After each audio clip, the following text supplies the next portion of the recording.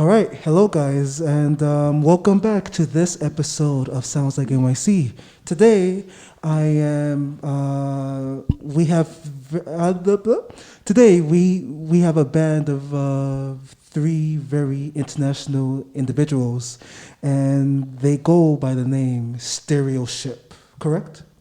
Yes. Awesome.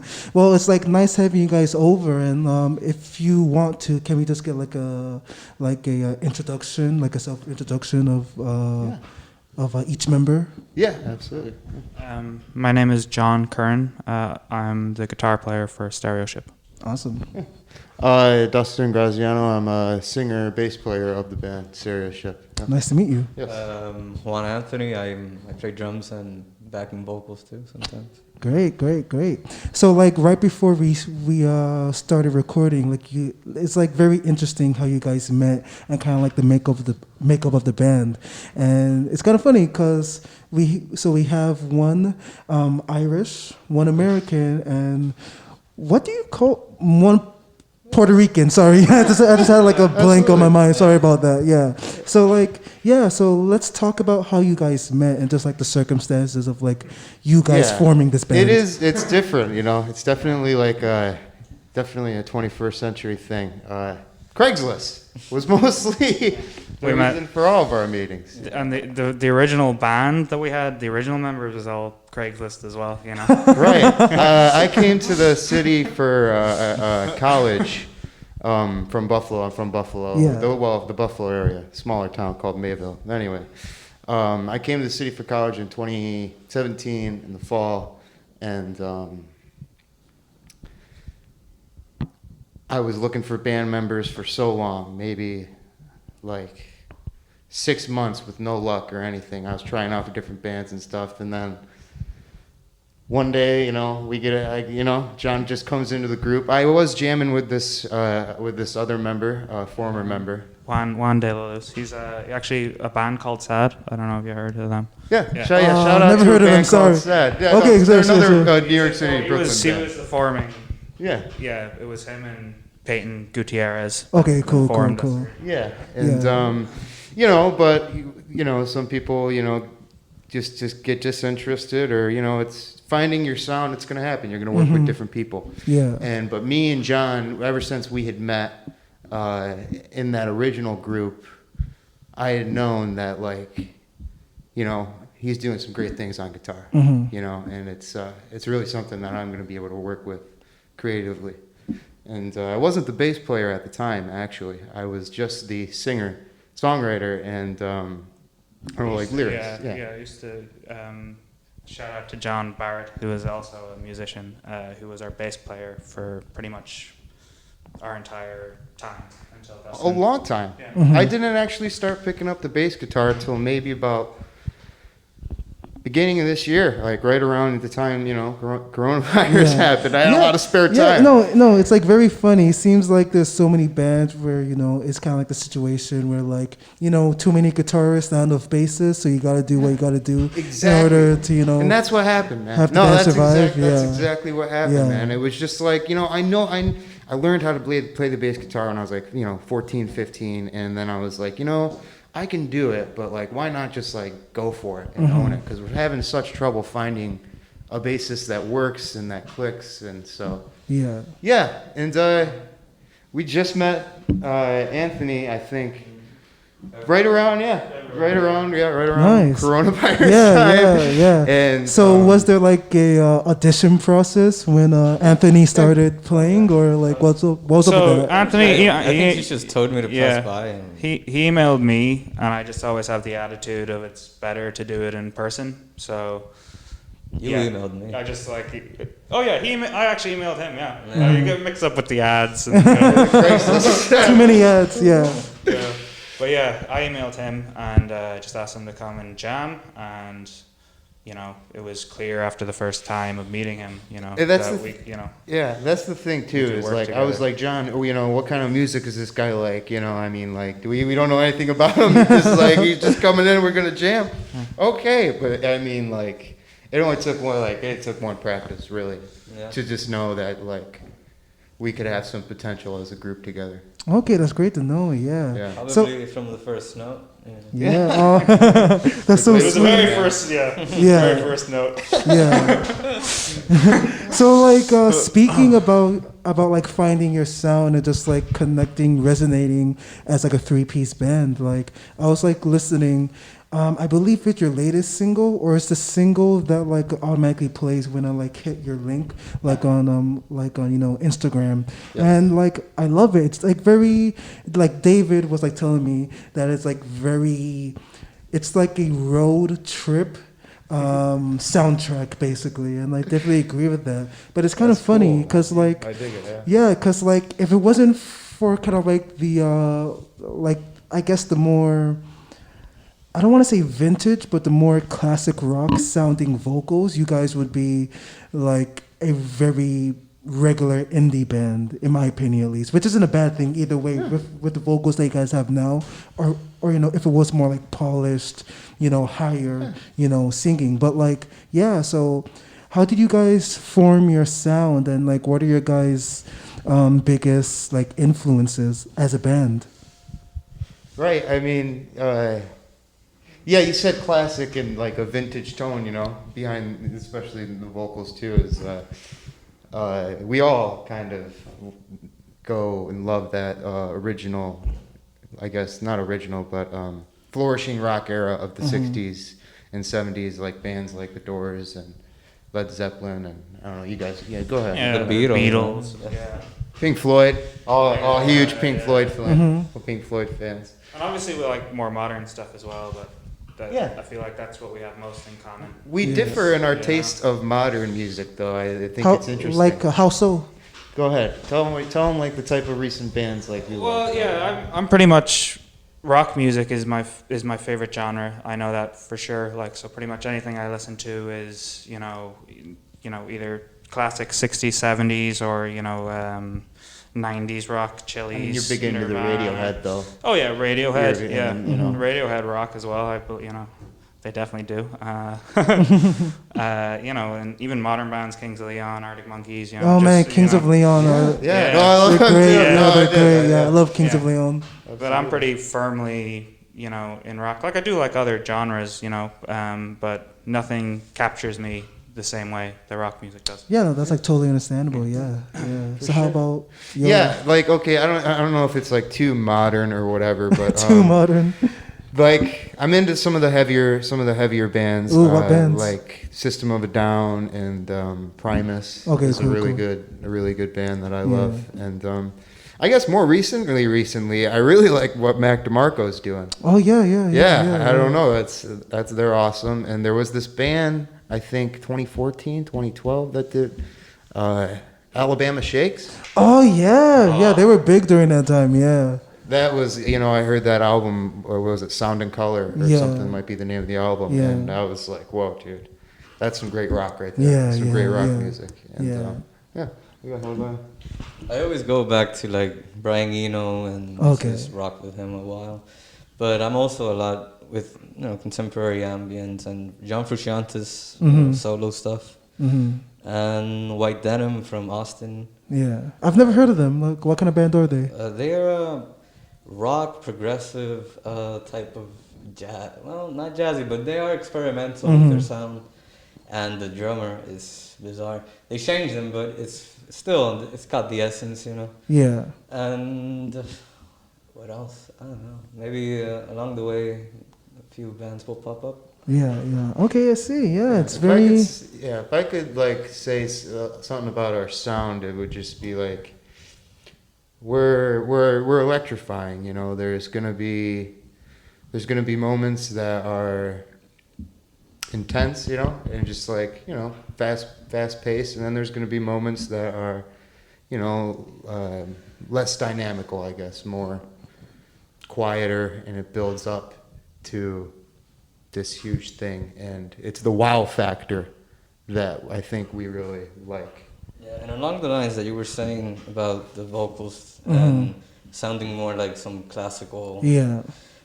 Maybe when we all sing together in harmony, it'll kind of change because I kind of bring a little bit more higher notes. So maybe, I don't know, it could be... Nothing on our recorded Spotify is with this current iteration of the Oh, okay, that's good. We should have cleared that up. Yes. We should have cleared that up. Yes, Sorry about that is, we were working with Connor McEnany and John Barrett on the last singles, the latest singles, and different members before that, you know. Okay, so Right, a different drummer, and I wasn't playing bass. That was the previous bass player. Yeah. So we had just been working on that for a long time, those singles. And, you know, we had met Anthony, and we were still working on those singles, and we were like, you know, well, we can't just, like, let them go to waste. So it's still something we're very, very, very proud of, you know? Yeah. And it's definitely, it still captures our vibe and our essence. Oh, it's just a different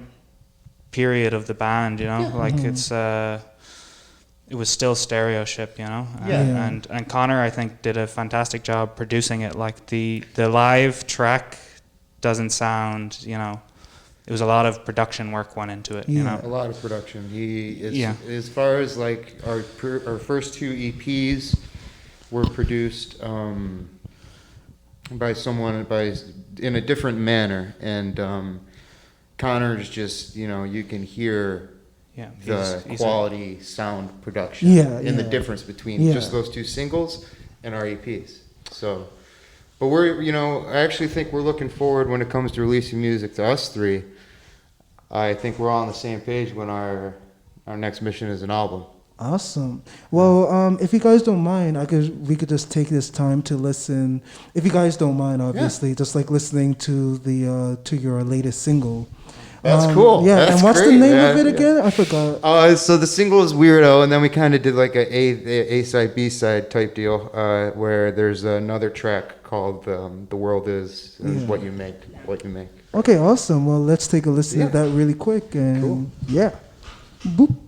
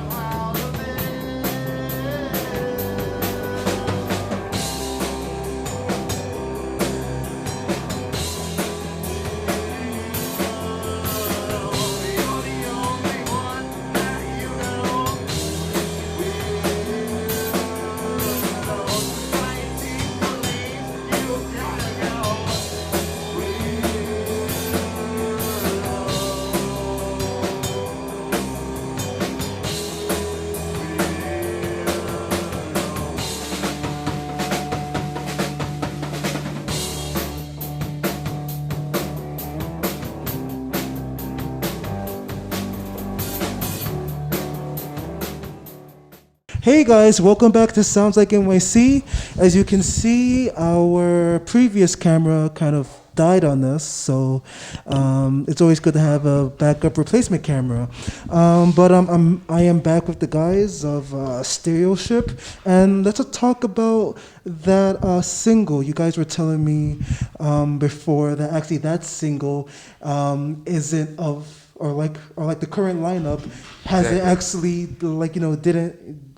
I didn't play drums in it. Yeah, basically. That's what I'm trying to say, right? Yeah. So different drummer, but so what was the inspiration behind that song, and how did it come to be, and how did you kind of fit into it after the fact? I'm is there a certain way where you play it differently live, or how do you bring your flair to it? So honestly, we have written so much new material in the past few months that those songs, we haven't had time. They're not really priority, you know? Okay, right. That's understandable. When there is a live show, we might play those songs again, absolutely. Yeah. But we're just so coronavirus. We had so much time to write so much new material, and we're really focused on recording that and trying to get an album going or something. Play that and push that, because it's like when you write something with people, and whenever we're playing with anybody, everybody is a full member and everything is written you know, Absolutely. equally and as a band. Like It's when not, we did like- Weirdo. Dustin doesn't even play bass on those tracks, so you would even have a different bass player also, you know. Yeah. So it's not, you know, it doesn't hit as hard as something that we could write together as a three-piece, because that's everybody is making their own. Yeah. You know, when you Absolutely. play your own, something that you've written yourself, it is far more powerful. You know. And that's something that's just always been like a backbone of the band, is that, you know, if you're in the band, if you're a member of it, you're putting yourself into it, you know, and it's like, so you can, like with Weirdo, we have a different different bass player and a different drummer, but, you know, John came up with the guitar riff, the lead guitar riff in the song Weirdo, and then I wrote lyrics to the song, and then we had the bass player, you know, listen to it. Yeah, we had a different bass player, John Barrett. Right, we had a different bass player we were working with. We showed him it, and then he puts his own little piece over it, and then you bring it to the drummer, and then it was just like, you know, everybody has their own little piece that they put into it, and it comes out to be a great finished product. I don't know. Yeah, I mean, that's like the most frustrating, but the best part of being in a band, like the amount of collaboration Yeah. that is necessary. Like, and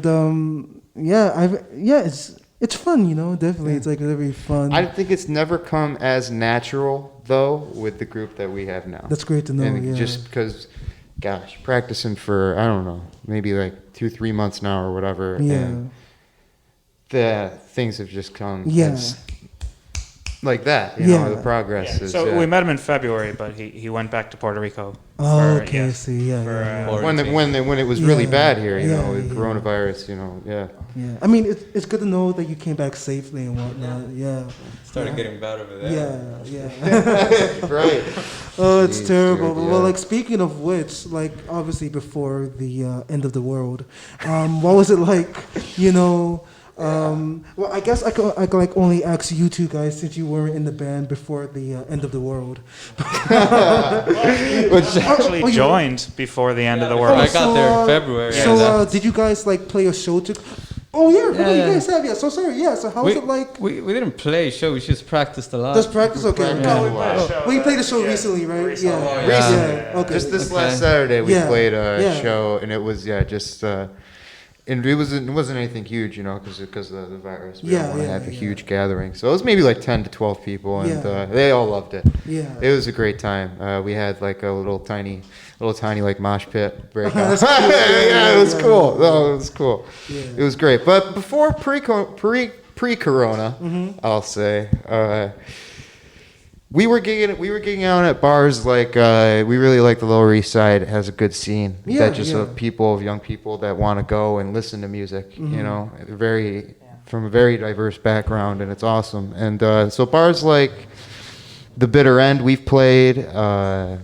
Rockwood Music Hall. Rockwood Music Ooh, Hall is one of our nice, favorite yeah. places to play at. Yeah. It is. It's awesome. Always a good time at Rockwood. And I'm just trying to think.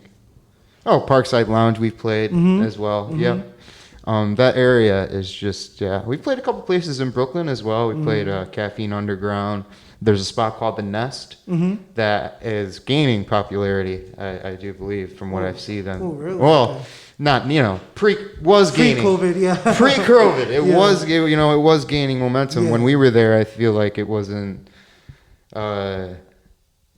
well established, but like it was like really picking up some heat. But no, I definitely don't know when there's going to be shows at those places again. Yeah. But looking forward to it. No, I mean everybody is like, yeah. Right, Everybody and that's is. the biggest thing too, is we want to work hard. We you want to know? record before the end of the year. Yeah, no, that'd be Right. great. Yeah. Absolutely, like- yeah, I mean, have like studio, rental times gone down because of COVID? Or? That's interesting. We've been looking at a studio called Flux Magnetic Studios, and I've full heard of analog it. studio. Yeah. It's so that would really help bring out the vintage tone, I suppose. Yeah, but seriously, yeah. Yeah. And I haven't really asked what rates are or anything, but it seems that they're willing to work with musicians, you know, That's great, as yeah. far as like a budget and how much time and things and such is needed. Yeah, the goal is an album. That's the next An thing. You album, know, yeah. we've done the EPs. And it's like, stuff. you know, there's no shows, right? I mean, no main, you know, like no huge shows where there's going to be, you know, 40, 50, you know, yeah, at least that many people. Yeah. And so it's like, you know, if you're doing music, you got to keep on doing music. You know what I mean? You got to keep on keeping on because it will, there will be shows again one day. Yeah. You know, it will happen. And it's like, are you going to take this time? And, you know, it's like, what were you doing? Were you practicing and getting ready? Or, you know, and that's how we've been taking it, I feel. Yeah.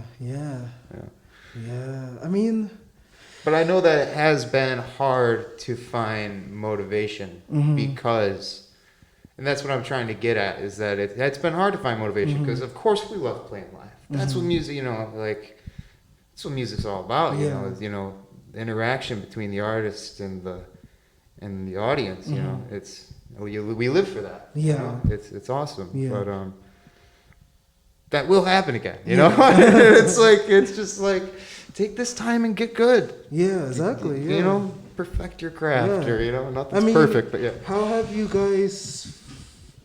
I mean, how like ever since the start of this year, like how have you guys felt like you've like improved individually as a musician? Like, So it was just coming to a case where we weren't practicing as often, and personally for me, I need to be, you know, practicing often to keep up a certain level of playing, and that's what we're doing now. So that's always going to help me. You know, that's what I need. Yeah. Is just constant, you know, practice. yeah, it's so tough. Like just Yeah. getting in like a good 30 minutes of practice every day. It's Yeah, tougher than it but even sounds. as a group, you know. Oh, like, yeah, that because Oh, he's it's, flourished. No, he doesn't like to brag, but he's flourished. He's flourished as a That's guitarist. good to know. Yeah. Oh, Yeah. dude, yeah. I mean, some of the things we're right now is and I wasn't playing bass, and now I'm confident with it. No, you that's know? great. Yeah. We played it in front of for that little party last weekend, and it was great. You know, everybody loved it, and so definitely I've improved as a musician. You know, just working with absolutely. The only people who didn't were the neighbors who called the police on us. You know? That's always a good sign. Yeah, exactly. But These were just like close the window, keep going. There were a couple other neighbors though that were like, they came down the fire escape or something. They were like, "Yo, what's the name of your band?" Oh, that's great. Yeah, that's more great. importantly than the police. Dude, that's great. Yeah. But That's really cool. he used the time for playing bass, and I used the whole time from the quarantine just for songwriting. Oh, that's great. I yeah. don't practice much drumming unless Yeah. I'm with other people. Oh, okay, I understand. Yeah. I used to, but you know, Yeah. you lose interest in. You lose things. interest. Yeah. Anthony's yeah. the first person that came to us with actual like songs written. Like before that, it was only It's ever. always the drummers that write you the know. best songs. Yeah. You know, It's crazy. You know, Yeah. the way it's Yeah. the way it's going, that very No well Neil could be Peart, the yeah. case. Yeah. I mean, I feel like rhythm is obviously such an important thing, and like the drummer, he's in the back of the stage of the band of the rehearsal, just like absorbing everything in. So like, I feel like if you have like a drummer that's songwriting, they just release pure bangers.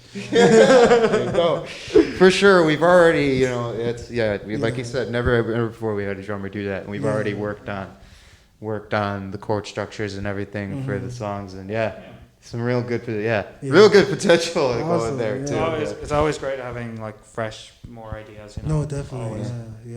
yeah. So it's interesting, you know, kind of like the makeup of this band: one American, one Puerto Rican, one Irishman. And if you guys are okay with it, you guys could just like talk a little bit about kind of like the rock scene in your like individual countries and like how that compares to kind of like the rock scene in like New York City. So I know at the moment Ireland is actually thriving with a rock scene currently, with many international bands. But I used to play when I was younger, you know, in a band when I was 16.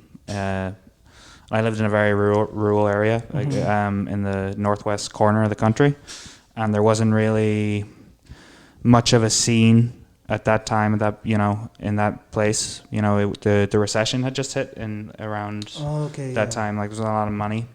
So I didn't have a good reception at that time, but I do know nowadays that Ireland is actually really thriving rock scene, with a lot of great bands coming out of it. Are there any famous bands besides U2 out of? Historically, yes. Thin Lizzy. Oh, really? I didn't know yeah, that. full Thin Irish Lizzy, band, all those guys. Yeah. Thin Lizzy, Rory Gallagher. Oh, yeah, obviously, yeah. Historically there has been. Nowadays it's Carter, like Fontaine's DC is definitely a very successful band. Yeah. Well, they play however, Do you know Frank Carter? He's another. No, Irish I don't know. But I think he's American Irish though. I don't think he's from the island. Oh. Yeah. Okay. There's the American in me going. Yeah. Yeah, well, it's nowadays it's got like Girl Band is another international band from there. I've heard of them and stuff. before. Yeah, I've heard of them. Okay, yeah. It's definitely got a very strong scene these days, and I definitely hope and plan to return there with these guys someday and see what we can do over there. When was the last time that you actually were in Ireland? I go back every Christmas. Oh, cool. Oh, yeah. okay, that's great. That's great to know. Yeah. So, like, how do you think the current scene in Ireland, and from your most recent experience being back home, compares to like the general scene in New York City before the end of the world? Well, the thing about Ireland is the people there are very good and supportive when it comes to other Irish people. Like actors, anybody in art scenes. Like so. People over there tend to get an awful lot of support, which is, it's great. Yeah, it's fantastic, and in New York City, they don't give it that. It's not the same. It's not the same, It's not the, no, New York City people, are great, but it's not the same.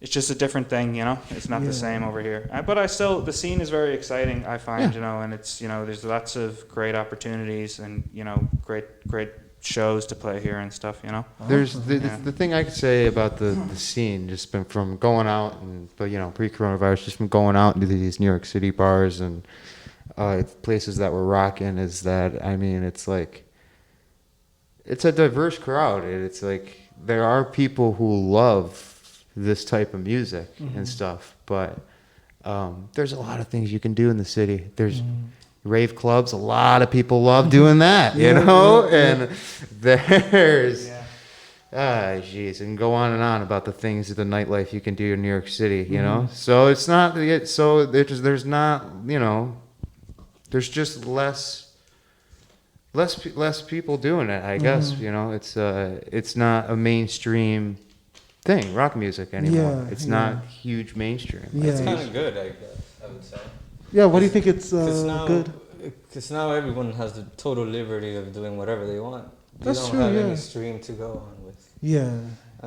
I see it that way. I see. Yeah, that's definitely true. I get it. If it's not like huge, you're not trying to emulate the sound that's huge. I think post-corona, I'm hoping anyways, that there's going to be a change of guard when it comes to art in general, like music. How so? New musicians. Okay, yeah. Because New actors, anybody I talk to is sick of what's happening. Like a lot of what's happening in music nowadays, like the people that are popular. Like I just feel a change happening, and with movies as well. Like we need new people in art. That's the feeling I have. No, definitely. Yeah, I feel like maybe like COVID helped like quicken that a bit, quicken that change. I think it might. I think it might. Yeah, because especially after something so like world shaking, like culture has to shape, has to change in some way. Yeah, obviously. Juan, if you don't mind talking about the rock scene in Puerto Rico for a bit. I'm just curious, because Puerto Rico isn't very well known for its like rock scene, but like got more like the salsa thing. Yeah, Bad Bunny, or that's the that's the guy now. I guess. Yeah. But he's nothing for me. Hey, he's being honest. He's being honest. Yeah, I think like the new rock thing that's happening in Puerto Rico for the last few years, it's been like gathering momentum. But it sometimes never flies, it never goes anywhere. And maybe it's because of staying in the island and not coming out here or whatever. So I just decided to start here and no, that makes do sense. it backwards. Yeah, no, that makes like a lot of sense. Yeah. I mean, the Caribbean in general isn't very well known for rock, obviously. Right, because I mean they're culturally enriched in different types of dancing and all different types of music. So for like rock music or whatever and blues to come along and like late 19th or 20th century, it's like they've been doing. All these countries have been doing this for so long. Of course, it's going to be harder for rock to develop and stuff. Yeah, I mean, obviously, like the closest thing we've got into like quote unquote like Caribbean rock was like ska. Obviously, but like that's his own wonderful, crazy world. Obviously, It is. Yeah, but I guess is there? I mean. So how do you guys get started with your like individual instruments? So I guess I already know how you got started with bass, but I guess we could go guitar, drums, but like So I started playing keyboard when I was 8, probably. And it was just like learning other people's songs and then I eventually progressed onto classical piano. But it was around, like, I was always, my favorite music was rock, day one. So it was always my dream to play guitar. And one day I was visiting my auntie and she had I'm left-handed, she had a left-handed guitar in her house. Yeah, well, if I was right-handed, I might not have got it, but so she gave it to me. Well, that's nice. And that was the first time I started playing and I loved it. And, I was playing all the time and my parents that Christmas bought me a cheap Stratocaster model and started playing with some people at home and, like friends at school and we started a band and, it was always a dream of mine to do something like this, to be in a band like this and to be able to play, when we went to college, I stopped playing in groups. Oh, really? Yeah. So when I was 18, I went to NYC in Galway, and for 2 years I didn't play. I was there 2.5 years, and I dropped out and I didn't play any music. And I only came to New York City to work, to find a job. Oh, okay. So I started working as an electrician, and I never stopped practicing the instrument. So I always had it, but I had a very low confidence, and I was trying out for different bands on Craigslist after I built up some confidence. It was almost here over a year before I met Dustin and actually joined a group. Yeah. And when I met them, they were like, it was him and Juan, and it was by far the best I had seen from auditioning for people. And people were telling me, no, I don't want you. No was pretty much, I got a lot of no's. It's the same thing, And I met these guys and I was, blown away, and then they asked me to come back and I couldn't believe it, and I've been working with them ever since. That's great to know. That's great to know.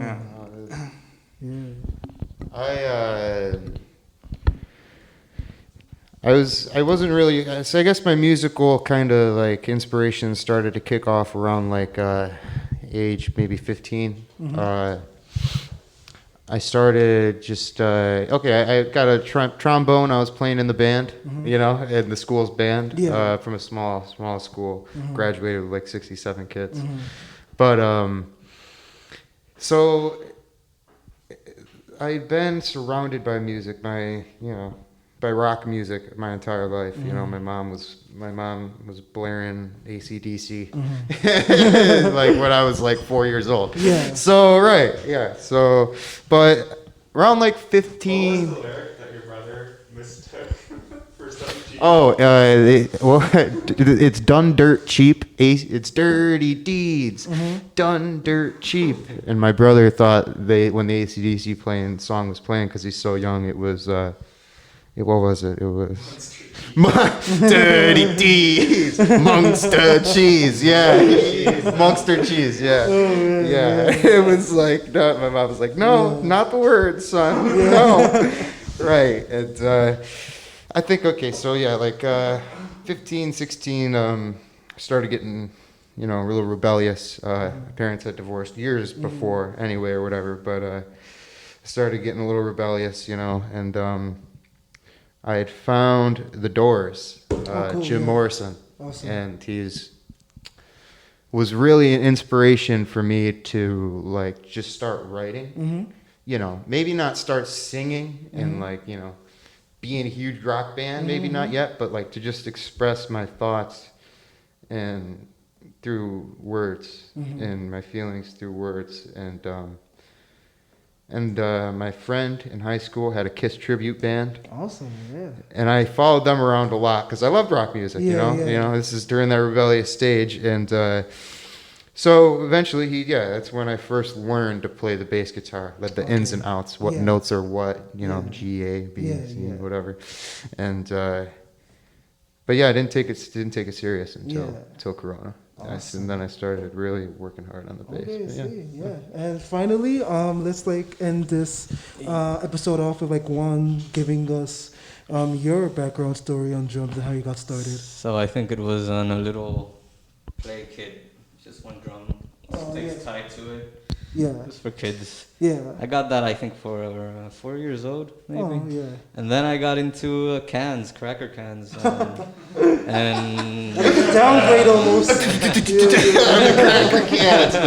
can I see it. switched I love it. cans, and I think I was in maybe first grade. Yeah. My father had a John Lennon type of what do you call these? Like a collection of greatest hits or something. Yeah. And in the end, it was all his solo stuff. But in the end, it had Twist and Shout with the Beatles, obviously. And I just blown my mind. And I took that disc, the album to my teacher, and we would play it all the time. Oh, that's sweet, yeah. And after that, I think maybe before I heard Richie Valens, and he also, I got the rock thing from there, I guess. And I got into Led Zeppelin, and I heard that Dum Dum from Good Times, Bad Times, and sonically it's just also blew me away. So I got into that, and I got a friend who was the drummer of a local band called Major Damage, and he showed me the basics of drumming and how to be, a rocker on it. And I went to all his shows and whatever, and I also lost interest mostly because of university, and he studies philosophy too, so he knows how that goes. So. And it's a mind-opening experience studying philosophy. I'll say that. And after that experience, I went back into the drumming because I had more time, and I always wanted to be in a band, so I came here, and I met another band before them called Nescora, which out of the waves of the universe, he used to play for the basketball team of my hometown of Quebradillas. Wow, We have a picture together. Oh, that's sweet, yeah. And so we started hanging out, we started playing, but then I met these guys, and they took over my time. They snatched you away. Yeah. So far that's awesome. Well, thank you guys so Thank you, much Daniel. for coming on. It's been a blast awesome, talking. I think you got thank you guys so much for coming on and just talking with me. It's been a blast. Thank you for having us. Very interesting, kind of the makeup of this band. I'm looking forward definitely to the music. We are that too. You We put are out too. We are too. from now on. Yeah, It's awesome. going great. Yeah, It's going great. awesome. Thank you guys. Thanks. Yes, thank you. Yeah.